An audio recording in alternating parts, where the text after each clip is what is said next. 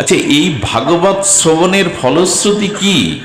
এখানে যে এসেছেন, তৃতীয় দিবস হরিকথার ভক্তিযজ্ঞের রসযজ্ঞের আপনারা আস্বাদনব্রতী চাতক সম হয়ে এসেছেন, বসেছেন, আস্বাদন করেছেন, এর প্রাপ্তিটা কি? এর প্রাপ্তিটা কি জানেন? ভাগবতের জন্য যে সময়টুকু উৎসর্গ করেছেন, মন প্রাণ নিবেদিত আত্মা হয়ে যে সাধুমুখে মহান ভক্তমুখে হরিকথা শ্রবণ কীর্তন করেছেন, যেটুকু সময় এই হরিকথাতে অর্পণ করেছেন, নিবেদন করেছেন, শরীর মন প্রাণ এটে সমর্পিত করেছেন, ভগবান বলছেন কি, মাটিতে 10 কেজি বীজ বুনলে খেতে ফসল হয়ে কতটা ফেরত আসে? 10 কেজি কোনো বীজ বুনলে ফসল কি সেই 10 কেজি পাবেন? 10 মণ পাবেন। তো মাটিতে যদি বীজ বপন করা হয়, মাটি তার থেকে শতগুণ বেশি। একটা ধানের চারা পুড়লে সেই শীষ হতে ধান বৃক্ষ হতে কটা ধান হয়? বলে মাটির বুকে বীজ বপন করলে যদি তার শতগুণ বেশি ফিরিয়ে অভাব দূর হয়, তবে যেটুকু সময় হরিকথা সাধু সঙ্গে সমর্পিত করেছ, মনের বা অন্তরের ভক্তি বীজ বপন করেছ, তার কোটি কোটি গুণ বেশি কৃপার ও ভক্তিরূপ ভগবানের কৃপা তুমি ফিরে পাবে, কোটি কোটি রূপ। একটা বীজ বপন করলে তার থেকে যে বৃক্ষ হয়, ও থেকে একটা ফল পান। মাটি যদি এত দাতা হয়, মাটি যদি একটা বীজ বুনলে 1000টা ফসল ফিরিয়ে দেয়, তো স্বয়ং গোবিন্দের অভিন্ন কলেবার ভাগবতে যে সময়টা, ভাগবতে যে ভক্তির বীজটা বপন করছেন, সেটা কতখানি পাবেন ফিরে? বলেন ফিরে পাবে কি গো?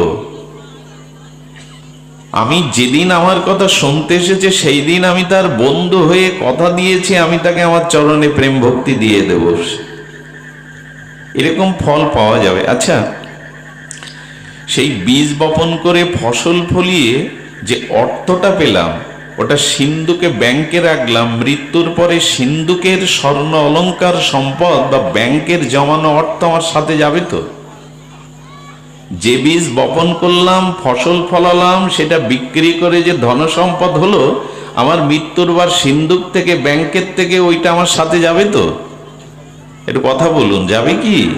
যাবে না। কিন্তু এখন যে ভগবৎ শ্রবণের প্রেম ভক্তির বীজ বপন করছেন, এইটা মৃত্যুর পর আপনার সাথে যাবে তো? অবশ্যই যাবে। কোন চাষটা বেশি করা উচিত? যেটা সাথে যাবে না, যা রেখে গেলে ছেলে মেয়েরা মামলা মকদ্দমা বাঁধাবে, সম্পত্তি নিয়েই তো ঝগড়াঝাটি।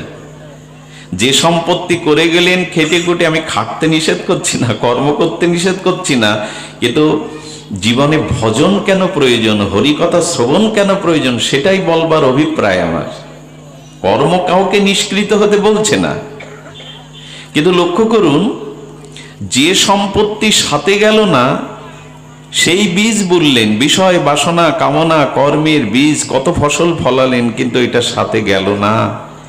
কিন্তু সামান্য সময় সাধু সঙ্গে যে হরিকথা শ্রবণ করেছেন, হরি নাম সংকীর্তনাদি করেছেন, সেই ফসল আপনার সাথে গেল, সেই ভজন রূপ ফসল আপনাকে প্রেম ভক্তি পাইয়ে দিল ভগবৎ চরণে। এই জন্য সুমেধা যাদের, সুবুদ্ধি যাদের, তারা জগতে ভজনের জন্যই বেঁচে থাকে, ভজনই তাদের জীবন সর্বস্ব হয়।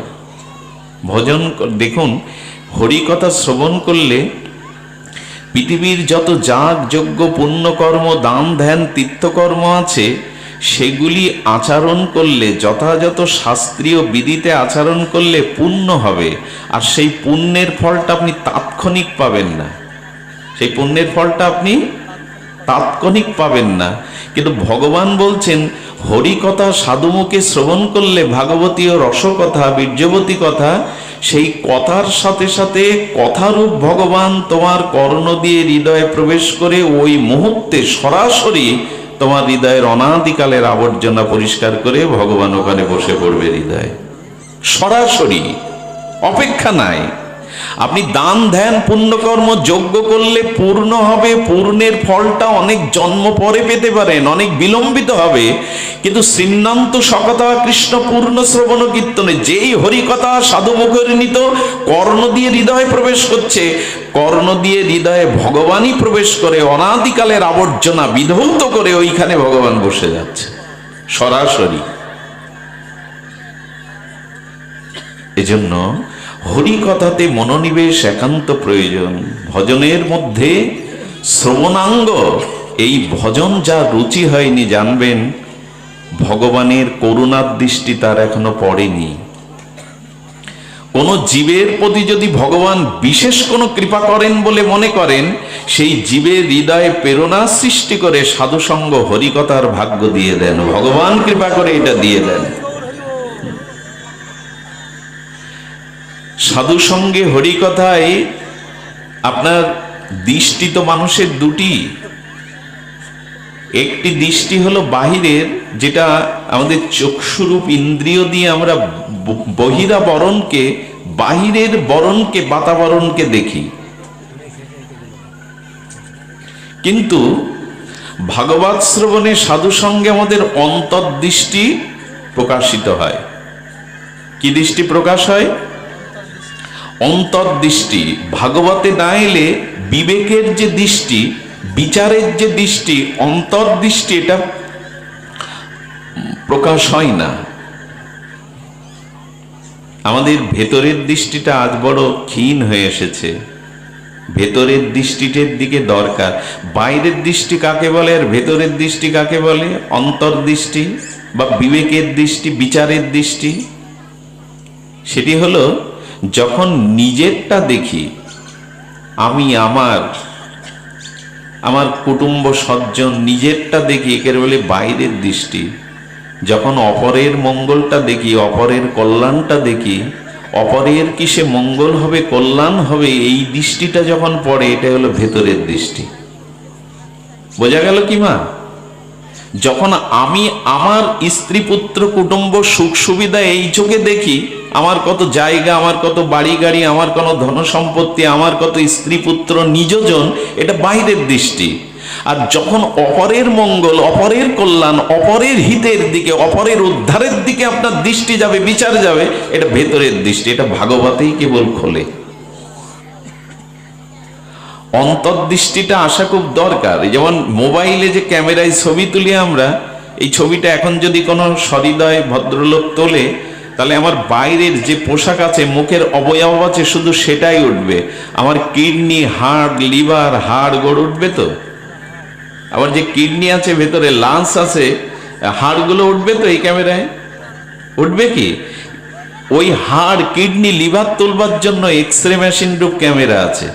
ওতে ছবি তুললে বাইরের কিছু উঠবে না, ভেতরে যা আছে তাই উঠবে। ভাগবত শ্রবণ করলে, সাধু সঙ্গ করলে ভেতরের ক্যামেরা, ভেতরের দৃষ্টি বেরোয় যে আমার একার কল্যাণ কল্যাণ নয়, আমার একার মঙ্গল মঙ্গল নয়, সকলের কিসে হিত হবে, সকলে কিসে গোবিন্দ চরণার বিন্দের সমর্পিত হবে, কখন সকলের কেবল ভজন জীবন হবে। এই অন্তর্দৃষ্টিটাই আমাদের কমে গেছে। দেখুন, যারা শুধু নিজের স্বার্থের কথা ভাবে, গোবিন্দ বলেছেন এই ভোগী, অহংকারী, আত্মকেন্দ্রিক লোক অসুর। আর যারা অপরের প্রতি দৃষ্টি দেয়, অপরের কল্যাণের প্রতি দৃষ্টি দেয়, এরা দেবতা। খুব সুন্দর একটা ঘটনা মনে পড়ল। আপনাদের মতো বিজ্ঞ শ্রোতাদের, ভজনশীল শ্রোতাদের, অনুভবী শ্রোতাদের বলা যায়, একবার ব্রহ্মার কাছে অসুরগণ গিয়ে বলছেন, আচ্ছা, আপনি আমাদেরও সৃষ্টিকর্তা, দেবতাদেরও সৃষ্টি আপনাদের থেকে, তো এরকম বিধি ব্যবস্থা দুটো কেন? বিধি ব্যবস্থা দুই রকম কেন? অসুররা বলছেন, যাবতীয় পূজা পার্বণ, সম্মান, সুবিধা, প্রণাম, অর্ঘ্য, উপাচার, নিবেদন, যশ, যা কিছু দেবতাদের জন্য। আমরাও এই সৃষ্টিতে অসুর রূপে জন্মে আমাদের সকলেই ঘৃণার পাত্র, শত্রু মনে করে আমাদের স্তব স্তুতি কেউ করে না। ব্রহ্মা, আপনার এই দু চোখ বিচার কেন?